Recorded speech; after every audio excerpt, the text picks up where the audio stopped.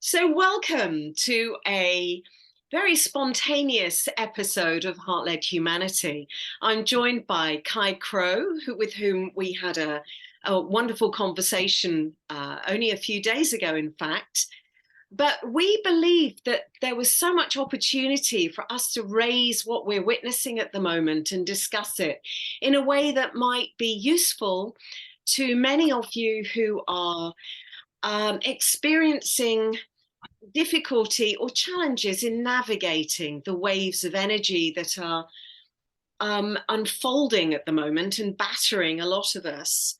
So we wanted to discuss how can we handle these experiences and opportunities that we've all been born at this time to experience with more grace and ease. So welcome, Kye. Kye, if you haven't seen my conversation with her, is an unparalleled 5D explorer, totally heart-led. So she's my mastermind guest in terms of illustrating what it is to live a 5D heart-led life. And she's also an author of some amazing books that I strongly recommend that you check out. So welcome, Kye. Welcome to our conversation today. Hello, it's fantastic to be chatting with you again. I love it. Yes, and we represent the two sides of the world, don't we? You're in your evening in Australia, Queensland. Yes, I am. And I'm in the morning in the UK. Yeah, I'm out in remote Queensland, 1,000 kilometers in from the coast, so I'm very remote.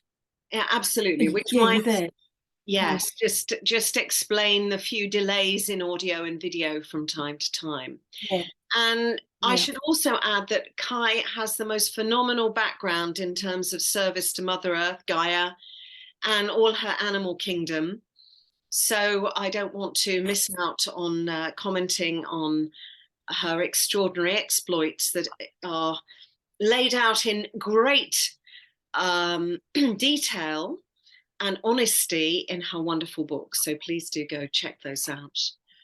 So Kye, we're having this very spontaneous conversation, and we both sort of had a quick chat about, well, what do you think would be most valuable for people at the time?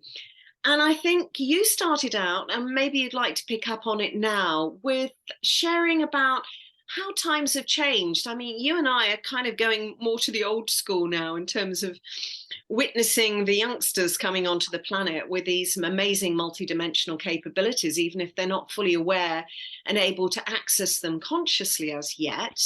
So maybe you could start us off and share what you've been noticing about how things are evolving. And especially with regard to where we're sourcing our knowledge.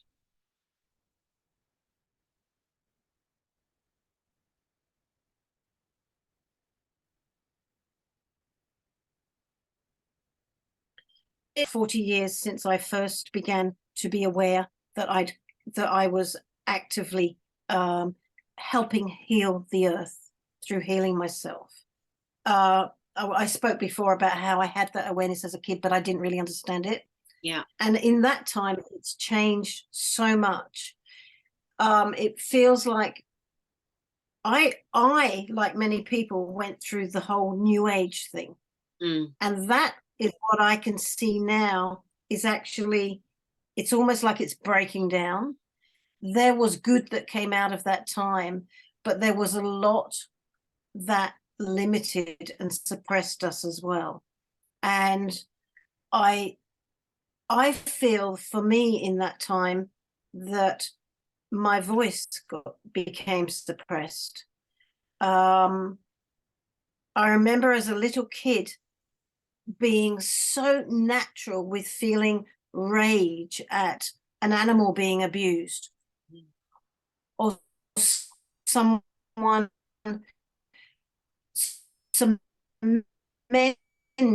shooting birds, and as a 10-year-old that would stop them in there, it just flowed. But throughout the years we kind of learnt through the New Age almost that wasn't love, And so a lot of people suppress their voice by saying everything's perfect, and a lot of kind of expressions which have truth in them, but they're slightly distorted. And so people get the wrong impression. And I feel that what we're doing now is we're reclaiming our voices, and we're reclaiming our power, because we also gave it away, even if it was to spirit guides, like a lot of people, or we're calling in Archangel Michael to protect us. Yeah. These are statements that we're making that are affirming that we do not have that connection to source, so that we don't need any of these external things. And I feel all of these aspects are what are leaving now. And we're being left in this kind of nakedness. It's just us with our connection to source plugged in, you know. But and it's scary, and it's empowering, and it's, you know, it's like so much that we have beliefs. A lot of beliefs are breaking down, so that we are now finding ourselves standing in our knowing. Yes. And that is so important. I no more beliefs. Yeah, I love the way you say we're standing there in our nakedness, and we're remembering, we're reconnecting. Like a member is a limb. We're reconnecting with part of who we are, and that knowledge that comes from within and from the heart, the portal. I call it our inner GPS, our innate instant portal to the divine, our resource reconnection to source. I think that's fantastic. And I think you and I were born as indigos, and I came across this amazing description of what an indigo was recently. And I might post that, because there were about 20 different definitions of what constitutes somebody who is born with that kind of energy. And I went tick, tick, tick, tick, tick. I thought, that's fantastic. That it kind of validated everything that had never been validated. And our role was to go through the darkness, to explore the darkness, to go through that forgetfulness, to have that conflict with what our inner feelings were about this isn't right, but not feeling able to do anything about it, to this point now where we recognize that we gave away our power, as you so rightly stated. And now is the time of reclaiming that and recognizing that the old paradigm was about disabling ourselves by recognizing that to have control in the world, you had to look outside for support and ability. And now it's the inner journey from this time onwards, through our own instant heart portal to the divine. So yeah, I think you expressed that beautifully. It's like we've got a choice now to plug. You know, we can plug into the power socket ourselves. Yeah. And it's to me, cut out all the middlemen. Yes. I think my internet. Yeah. And to connect directly with source ourselves. And that, for me, happens. I think it's wise to pay attention to the times that we feel we've completely forgotten everything but what we're doing. And that's the key to finding that connection, whether it's through painting, you know, when you're painting a picture and just getting so lost in it that nothing else exists. And that's that sacred space. Yeah. And, you know, like, I think our nature is to continuously wobble out of it, but it's understanding how we find the way back in. Wobble in. You know, and you did say something about how we can go through this with more ease and grace. I do have to say that I don't do that.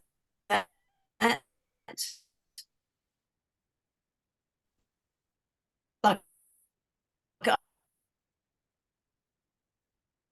I do that sometimes, but to the earth, laying on the earth, sobbing, so much emotion is coming out of me. It's the only way I can release it. So I have many different sides of me, and I realize now that it's all perfect.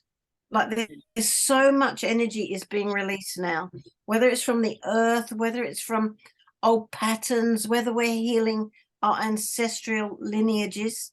There's so much energy is surfacing now, and so we need to be able to release it. Yes, That's really important, to release it. yeah, Understand that every time we think into grief, it's energy that's releasing. yes, yes. I don't get those spaces now. Yeah. And to recognize that everything is perfect and serving our evolution, our soul's evolution, and our service to the planetary and humanity's evolution. And as soon as we go into judgment, am I doing this right? I shouldn't be on the ground screaming and crying. Then we're in our head. And as soon as we're in our head, we're in polarity and duality consciousness, and we're in the old energies. So for me, I find it fascinating in very much in the same way that you say, when you're fully present in this eternal moment of now, you know you're instantly connected to source. Because we can only connect in this moment. If we're in the past, if we're in the future, we're in our head and we're in duality, polarity, consciousness, and 3D and the old ways. So for me, it's really simple. I ask myself, where am I right now? Am I thinking? Am I feeling? And am I immersed in this moment and focused in exactly in flow in what I'm doing? And that tells me where I am and if I'm aligned or not.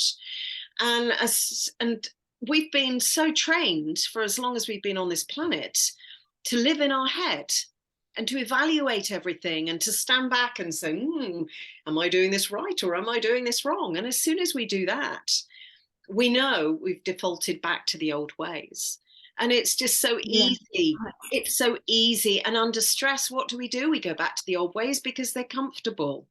And when it's new and you were saying standing there naked, it's not natural to us. It's not normal. It's this thing about how do I protect myself if I'm not calling on Archangel Michael or my guides or whatever? Who am I to think that I'm powerful enough to protect myself? It's new, it's uncomfortable. Therefore, we reach into what we know and where we've come from, the old ways, which makes us feel comfortable. Oh, Archangel Michael will come down, or Saint Germain with violet flame or whatever. And whilst that may have been valid at a certain time, as you say, as we evolve, our DNA evolves, our frequency raises, we have immediate access to that power ourselves. So it's just becoming more familiar and comfortable with what was uncomfortable and unknown. Yeah, exactly. And what you were saying about having that power, it's like when you're calling on outside forces to protect you, you're very vulnerable. And there is that power that we have within us is our love, it's our kindness, it's our compassion, it's being honest with people. It's and this is what I realized from my time in India, because I spent that 6 months in India living with no money, but I also got thrown into experiences with people and with people that were so dark. I had never ever come across that energy before in my life. And I felt like for I had about 4 days where I sat in terror at what I'd seen. And it's hard to even think that could have been, that was one of the most incredible experiences of my life. But it was because I learned something. I learned, and what it was that all of those beautiful aspects of ourselves, excuse me, are what we need to embody right now. And in our kindness, in our love, when we're living our life with integrity, nothing can get in. We leave doors open to energetic attacks when we are living in our addictions, when we are not owning our shit, when we're dumping on other people. There's so many ways that we do it through unconscious behavior, Mm. but we can change that, you Mm. know, and it really just is about being responsible for who we are and being willing to look at the things, aspects of ourselves that may be uncomfortable, you know, where we need to, what we need to heal, what we're hanging on to that's causing a lot of resentment. Mm. And when we are living aligned with who we are in our integrity, in our love, our compassion and kindness, nothing can get it. You know, no being, you know, we're like the light bulb in a dark room being turned on. Darkness does not exist. And that's the space that, you know, we're all actually finding our way back to that place that's home. Yes. And it's our natural place. It's our natural place. It's just that we've gone through all this distorted, this society that we live in. It's so distorted. Yes. It is so, it is, you know, it's like I live like, you know, I live with my partner in a place where it's so remote. Like we have this river and we just live almost disconnected from the rest of the world. And sometimes when I go into town or hear what's going on, it can be quite a shock. But that world and you know, we all really do need to step now into the love that we are and the kindness and the compassion, because that's what our world needs now to shift. And the shift isn't an outside job, you No. know, it's an inner job. And that's why Yeah. they say home is where the heart is. It's when we're fully embodied. So all those wonderful qualities Yeah. you're talking about come from our body, come from our experience of feeling and expressing. And as soon as we go into Yeah. the head with the negative things, then that's looking outside and that's taking us away from our body. So as you said very rightly at the beginning, it's about embodying the elements that we know we are, the love, the compassion, and that when we're fully occupying our bodies and connected with our hearts, then we are protected from what's going on around us. It's when we're in our head and looking outside that we've disconnected from our bodies. For me, is when we're that adding to what you were saying earlier, is when we're vulnerable. And I think the corruption that we're seeing in the outside world is absolutely essential, because if it didn't get to this insane state, and I don't know how many people are using that actual words, it's insane, it's, you know, there's insanity going on, because there's so much overt polarity between what we're being told and what we know to be true. It's you know, people in power, positions of power, blatantly telling you one thing when you know it's totally the opposite. And it's as if, you know, you repeat a lie often enough, people will buy into it.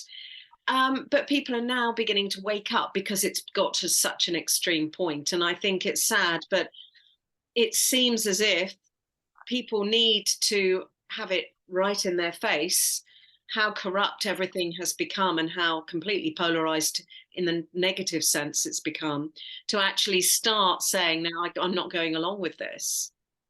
So, you know, all these challenges we were talking about before we came on the call are here to wake us up, are here to alert us to something that's out of sync, to alert us to what our role is in each of those things, as you said, whether it's on a personal level or on happening around us in the world, whether it's in relationships, whether it's our own behaviors, whether it's the corruption that's going on in our local community or in society as a whole. It's saying, what can I do? Who can I be? And as we're human beings versus human doings, it's an inside out job. I keep coming back to the saying of Gandhi, but for me, it just epitomizes everything. You know, we cannot have peace in the world until we experience peace in ourselves. We cannot have outwardly what we, because everything is this figure of eight of reflection and connection. Everything is connected.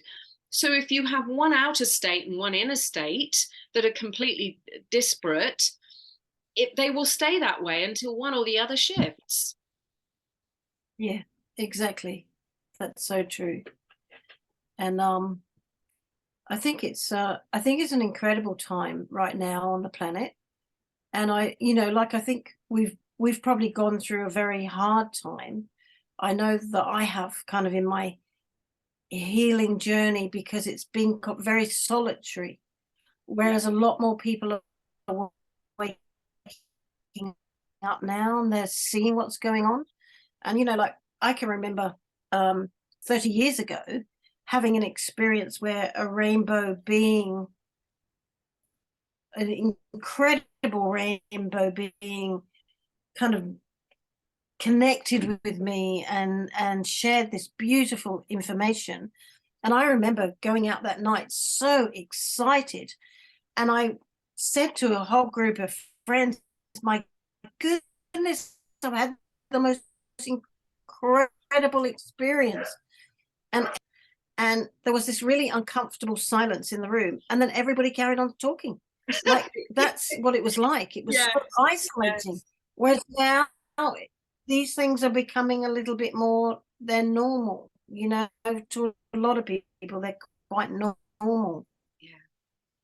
And I think, like, we're talking about the challenge and I think this is an incredible thing. Like, in many ways, we have judged challenge and crisis in our life as you've attracted that. So how I see these things now is that there's something wrong, and it's almost like it's like another vein of the church, where you're born a sinner or something like that. Like, and what I see now with challenge is that it's our light that pulls it in, and we reach a point where we are, anchoring so much light, and so the next it's almost like we're still strengthening our muscles. So we call in an experience that challenges us. And I really don't believe in the karma thing anymore.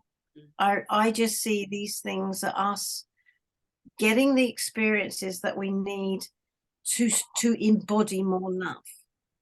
And instead of like thinking, what have I done wrong? If we could say, what can I learn? How can I grow from this? How can I serve this experience too? And I just so wish that people could shift a bit with how they experience challenge, because I feel like it's so important. And I feel almost like we've become quite culturally weak because we don't like challenge. We run away from it. We run away from it. Yeah. We consider it bad. We consider ourselves bad. We've failed if we attract something negative in our life. And that's the polarity of society and the old energies, the 3D energies. If you're virtuous and successful and good, then you will only experience good things. But there's got to be something wrong with you if you have a disaster or a relationship go wrong, or you get... That's got to go. It's got to go. It's gone. Yeah. It's 3D thinking. Yeah. Okay, it's 3D thinking. It's still flowing through a lot of people's consciousness.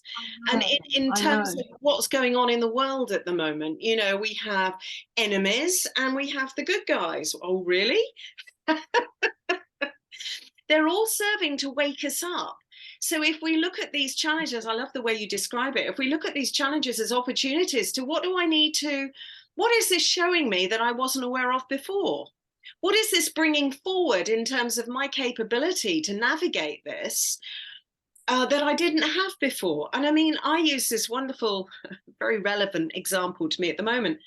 I've always collected stray animals, and I mean, I've never been quite on the mammoth scale that you've had, so I stand back in awe at the amount that you've worked with. But I still have 9 rescues at the moment. Well, they're not all rescues, but most of them are. And when two died recently, I thought, fantastic, this is my opportunity to scale down, to be reasonable, to be able to manage things. So this was my judgment about what was right and what was wrong. So to be able to focus and do my work well, I need order. I need streamlining. I need manageability. And it's all about control, right? And then I suddenly realized, who am I to judge what is right for my soul's evolution? If I experience chaos, is Mother Nature chaotic? Yes. We have floods, tornadoes, droughts, we have plagues, we have all these sorts of things. But what do they show us how to manage times of change, of difference, of difficulty. They show us. So who am I to judge what is right for my soul's evolution? So I now have a new perspective. Chaos is good, tick. So I'm back up to 9. And what I believe, it's showing me how to manage chaos. So whenever crisis comes in, I shall be the person that people call on to say, Caroline, what do we do now? But seriously, this really, it's just my understanding that I judged chaos as bad and organization and control as good. But who says? Only my limited self, my lower self. Yeah. And you don't know, like a lot of the animals that are on the planet right now, they've also come to help lift the vibration. Yeah. You know, and this is what we experience with our animals. It's so incredible, the energies that they come with, the messages that I get from them. And we are all at this current time healing. We're clearing the earth grid, you know, and I've been learning a lot more about the earth grid recently. It's always been something that I've been aware of, and I've known that that is part of my work. Though often what I do is I only seem to get information on a need to know basis. Mm-hmm. Like I don't get, you know, I'll go to an energy point on the earth and I don't get a complete download of my itinerary and what I'm doing and everything like this. I might just get a sentence. It's really, and we really have to trust in what we're feeling at this time. And you're talking about, we spoke last time about the manifestation, how that has been something that people have done. I want to get a 6-figure a month income or whatever, so I'm going to make a chart and this type of thing. We're in a different time now. We need to we can look around us and see that our planet is in a big mess. And we came to help this. And we came to anchor light at this time. And that it serves us and our planet much more when we're prepared to go, where do you need me? What do you want me to do? You know, like I'm here. And when we move in sync with that, the rest follows. Yes. You know, the support follows. So, and that is like in Australia at the moment, there's massive flooding. Like we've been cut off from shops for weeks. And, you know, like there are so many changes and so much tumult on the planet at this present time. We really need to just let go completely, so that if we get suddenly our path is heading off in a direction that we had not expected, let go to it. Because, you know, life may be taking us exactly where we need and exactly where we're going to be safe. Yes. You know, we've really got to let go completely of how we think things are going to turn out and what we want to do and what we want to manifest. And that time is over. Sending that 3D vision board out the window, because I always laugh whenever I make a plan. I always think, well, how do you make God laugh? tell him your plans, or her your plans. And so it's that let go, let God, isn't it? If you're in this divine moment, eternal moment of now. So I was going to ask you, you said you feel called. Would you like to share how people can recognize when they feel called? Can you help? Because there are a lot of people that say, well, okay, but how do I know I'm feeling called? So how might you help people understand what the difference is between a head-based, I must do this, and a heart-based, I'm feeling called? Maybe that's the answer. Sorry. With a heart-based, I'm feeling called, it's not going to happen until it's right. Like a long time ago, I made a decision that I didn't want to mess around with that mundane world anymore. I was here for my sacred path, and I was ready to do what I'd come for. And so I've been doing that for a long time. But what I notice is that I can try to, I think that when you ask for that, when you say, I'm ready for that, then you have to trust that everything that presents your path on your path is part of that. Yeah. However it looks. Good, bad, and everybody says, people say, well, I really wish I could find my path. Well, exactly where you are right now is your path, because you're on it. Yeah. You can't get off your path. Yeah. But you can become more aligned with your path. Yes. And everything that you're learning right now is leading you to the fulfillment of your path. So I think it's just being prepared to let go and let God, as you said. Yeah. And be in this moment. You know, see what feels as much right as you can. Yeah. Because as soon for as me, I have no choice. Sorry. I have no choice. Yeah. For me, I have no choice on my path. Like I can do everything, and with the place I'm in now, like it has its challenges. It has a lot of challenges.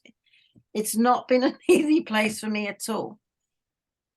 But, and I think it was about 3 years ago before we had a major drought here, when we did have some money, Gil and I advertised everywhere for a place for our sanctuary, and we were prepared to pay a year's rent. Nothing came. Like everywhere we went was a dead end. And that's when you know that it's like you're being guided. You've really got to let go of where you are. Yes. That's the guidance. Yeah. What you want isn't working out. Yes. And we often can't tell what we're doing. We might not, but we have to trust that we're doing it. Like we have to trust that we're doing exactly what we came to do. And we're never off our path. We cannot stray from our path. So as you ask yourself, what, I want to be more aligned or on my path. Well, you're basically in judgment. You're in your head and denying your heart connection and being in that connection with source in this moment. And as you say, you're out of trust. And it's the control factor. I need to know. I want to have control over my external life. And this is what we're being trained out of, to this being trusting in the not knowing. So it's being able to sit in the discomfort and not knowing and say, I'm on track. It's fine. This is my new normal. Being uncomfortable, but knowing I am exactly where I need to be. Even if nothing seems to be happening or disasters are unfolding around me, it's still perfect. And it's that total trust, as you say. Yeah. And everybody's path looks so different. It could be that someone's come to clean the toilets and fill everybody with love that comes in, to those public loos, or like, people are working in so many different ways to anchor love to embody more love and anchor it on our planet. And so that is the only thing that I would suggest, is that whatever we're doing, like even if it's washing up, washing our dishes, we can turn that into an act of love. You know, we can put on some beautiful music, and we can celebrate the fact that we're washing our dishes and clearing a space. Yeah. And that, yeah, I feel like there's so many layers, aren't there? But I really do feel like the key thing for me in staying aligned has been only ever doing what feels right, and not ever doing it if it doesn't feel right. And Gil and I went through a huge test about 5 years ago where we were just surrounded by really dark beings. And they kept trying to get us to, they kept trying to knock us off course. Are we talking And about physical beings or spiritual beings?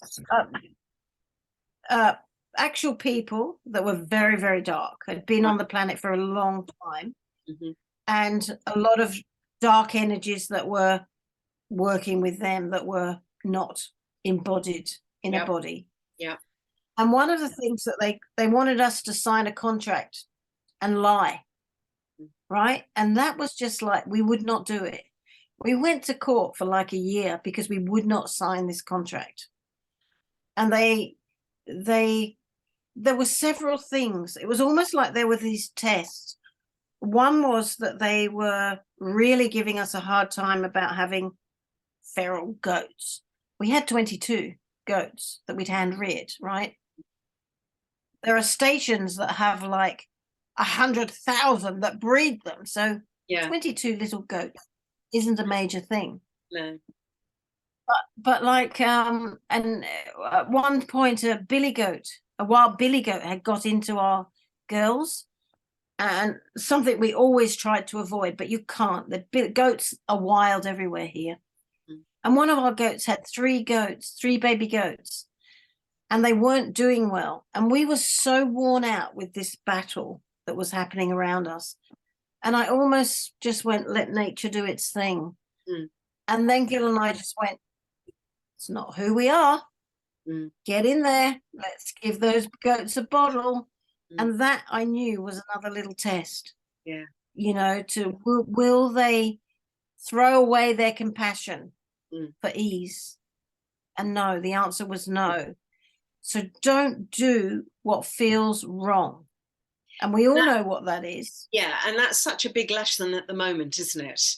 There are so many temptations to conform, to comply, to do what we're told is the right thing for all sorts of emotional blackmailing reasons and other motivations, to fit in, to make things simple, to be able to travel, etc., etc. But if it's not right for you, then your soul is asking you to stand up and do, you know, and honor what you know within your heart is right for you, regardless of what everybody else does. And that's really hard, especially if you've got loved ones around you who are doing something completely different. It's a real test. It is very hard. It is. It's hard. But what happens is that love, you just align yourself with love. You know, it is a challenge, but what do you want in your life? And do you want to come and help this change that's happening on our planet? And, you know, many people are disconnecting with people now too. Like I've had that. So many people, almost like all gone, you know. And it's really just letting go and understanding that the people that leave our lives weren't meant to be there, and they've just chosen a direction that is going to help them awaken. Yes. So it's not good or bad, it's just different, and they've chosen a different way to learn. Yeah, that's it. Yeah. What was just something just occurred to me, and of course it's just gone, so clearly I'm not supposed to share it. Yeah, I think that we're all being asked to trust in our self guidance, our heart's guidance, what feels right versus what thinks right. And that's what it was. And for me, I feel that those of us who feel called to be of service at this time, are role models basically for other people. So if other people see that we have the courage to step into our own hearts and honor and do something different regardless, we enable them. We're way showers and path openers for others to follow. So some of us have to be maybe some people are more visible in the way they do things, or they have more influence either with their families or with the broader community. And to be aware of that, to be aware of the fact that what you do has the potential to bring light and heart-based influence to other people, I think can be very powerful. And that's part of what I am aspiring to do with Heart-Led Humanity. It's bring forward the pioneers, those that are daring, trusting, doing already as human beings, living from their heart. Who's doing it? Where are they doing it? How are they doing it? What can we learn from them so that we too can step into new ways of living and being from that heart space? And that's why I approached you, because you're definitely one of those way-showing pioneers, heart-led pioneers. It's a very interesting thing, the heart and the love, path of love, isn't it? Because for a long time, I never expressed myself because I didn't think it was loving.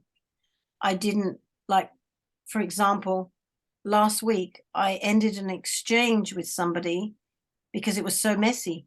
I said, I don't want to do this anymore. And she kind of had a little paddy and left. That didn't appear loving to her, but it was loving for me because I was being a wise guardian of my energy, and I was finding the exchange. You were standing in your truth. Yeah. So love looks very different, can look very different to other people. And it really is about honoring our space now and knowing that we're not alone. There's so many of us, and there's going to be so many more. And there are so many children being born that came with amazing gifts for this time. Yeah. And that it is inevitable. This transformation on our planet is inevitable. It is happening. Yeah. This control that has suppressed the beauty and the love is a force that was created to destroy itself. It is not a force like us. It is not a living, breathing person. It's almost like it's not organic. It's almost inorganic. It's almost inorganic. Yeah. It has no divine substance, no divine spark to it. It's a false, it's synthetic. Exactly. Yeah. Exactly. And its nature is destruction, and it's on a course for destruction. So it's going to, and it's trying to gain as much power as it can before it goes out. Yeah. But it's inevitable that it's going out. So this beautiful world that we all came to anchor, it's coming. There's no doubt about that. You know, and it's like, oh, it's going to be so beautiful. But maybe from that, it's going to be so beautiful. Maybe from that multi-dimensional perspective, we're already able to get glimpses of it. We're all ready to step into it, and we see glimpses of it. Yeah. I think we absolutely do. And there isn't certainly an aspect that we are already living that. Very often it's like I feel like I live with so much sort of love and grace and beauty, and everything seems to becoming more intense, like the light, the colors of the leaves on the trees. Like there's almost, you can feel the shift of light on the planet. Yeah. So that's definitely. And I think that's really important to recognize that we are on that path of wholeness and reuniting with the natural divine source and force. But just going back, there was just a couple of things I wanted to maybe add to what your valuable thoughts were on living our truth. And that's about, our heart is also an honoring ourselves, is also about being able to speak our truth with love and standing in alignment with our ethics and our values. And when we're asked to step outside that, we are going into our head and justifying, a bit like the corruption that's going on around us. It's corruption in the name of service to self as opposed to service to others. So the corrupt are stepping outside their values, and if they have any, or ethics, because in their heads they can justify it in terms of profit, control, corruption, greed. Whereas we know that standing in our truth is being in our hearts and feeling our way forward. Are we in alignment with what is important to us, our values? What are our values? Are we speaking our truth? And so long as we do that with kindness and compassion, as you were saying earlier, then it's okay that other people may not accept what we're saying with as much grace and ease as we might be comfortable with. We just have to accept that we have no control over anybody else. The only person we have any control over is ourselves. We can only control our own thoughts, feelings, and actions, have no control over what other people do. So as long as we're being true to ourselves and speaking with compassion and kindness, then that is as far as, our ability and responsibility, our ability to respond versus knee-jerk reaction can take us. Because when something happens, we have a choice. We either react reflexively, like the old knee-jerk fight or fight. Somebody's angry and we respond in anger without thinking, or we take a moment and say, who do I choose to be in this moment? And we respond, we take responsibility, and then choose from alignment and that space of grace and heart-led connection who we choose to be in that moment. So we always have that choice. Yeah. Sorry, I just felt cool to add that to you. I think that's really important what you were saying. And I think you said it so well. You summed it up so well about staying in our alignment with, always acting from our integrity and I think with the triggers, like this is a time now when all of our triggers are going to be pushed, activated, yes. And so sometimes we don't, yeah. So it's big time. So we have a choice. When that happens, we're not all aware now that these times when we feel like reacting are very powerful if we can actually look within and see what has been triggered. Because it's going to take us back to some point in our own life where we didn't feel heard or whatever. Life is now giving us experiences to help us embody more, to release the past and heal and choose who we want to be going forward in this moment. So I was thinking when something really dramatic happens and you feel really triggered, I always try to take a breath and say, okay, do I want to respond in the way that has happened to me, or I literally say, who do I choose to be in this moment? And then from that space, hopefully I've given myself just that little gap to then choose my response. Yeah. You sound like with the other day, the person that I was finding energetically very draining.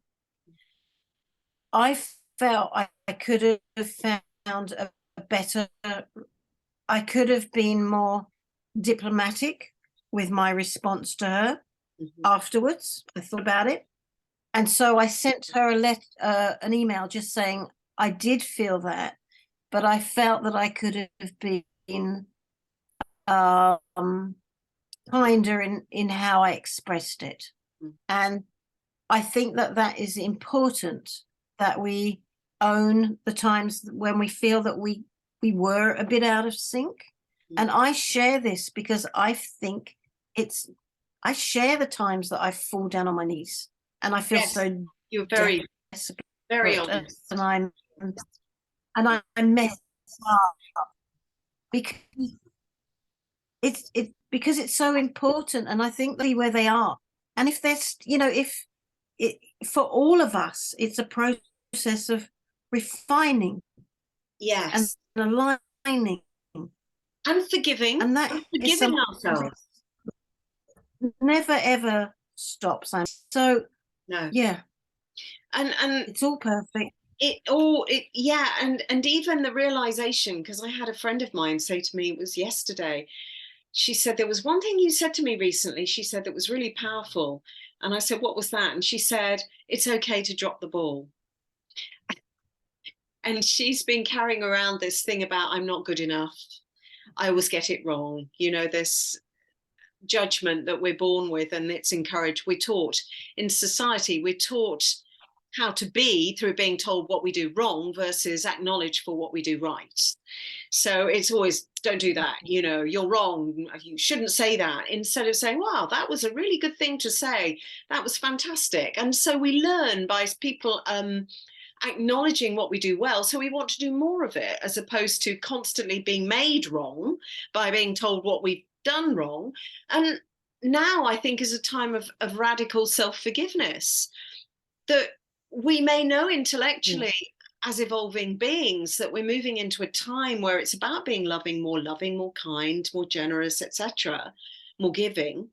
But we will still default to being our natural 3D human selves that we've been for however long we've been on this planet, because our whole society, it's like living in a fog of this is the way it's done. And so therefore, for us to step forward in a new way with the new energetics requires a lot of self-awareness, self-discipline and practice. And we're not going to get it right all the time. And I fall out of my aspirations to be with grace and ease and joy and love and all that sort of stuff many times a day, especially with the animals. You can imagine muddy paws, etc.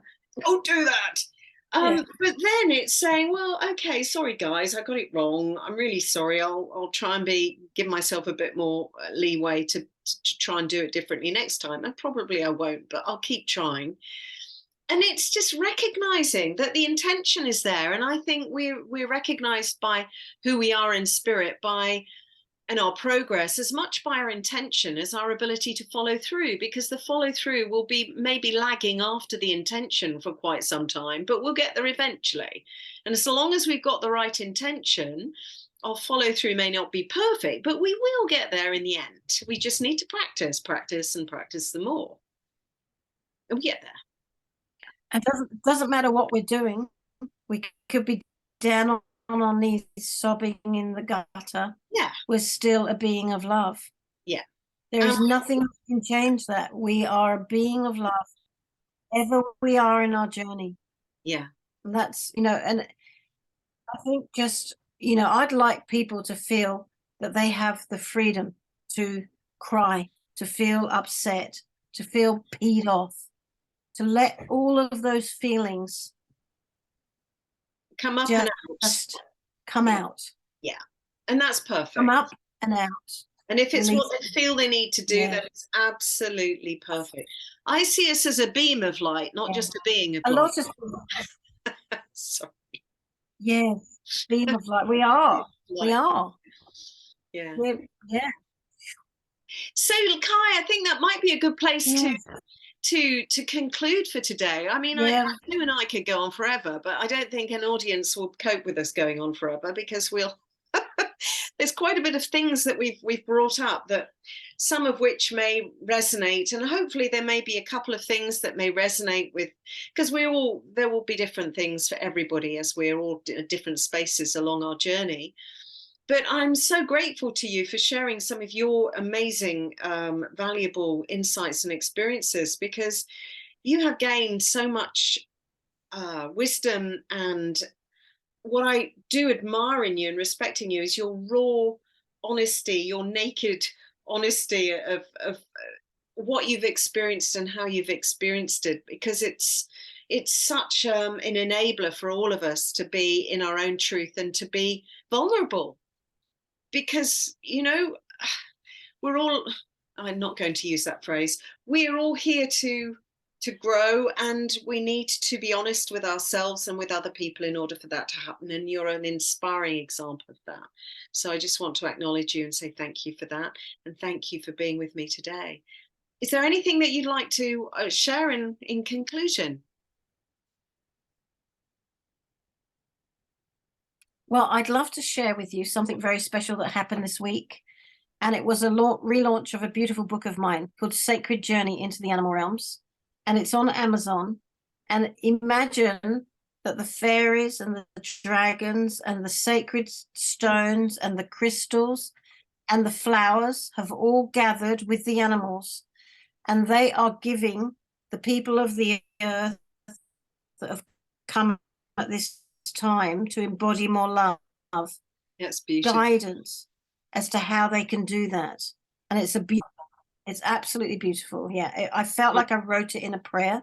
It has a very different voice from my other books, and it's out there in the world now, and it's beautiful.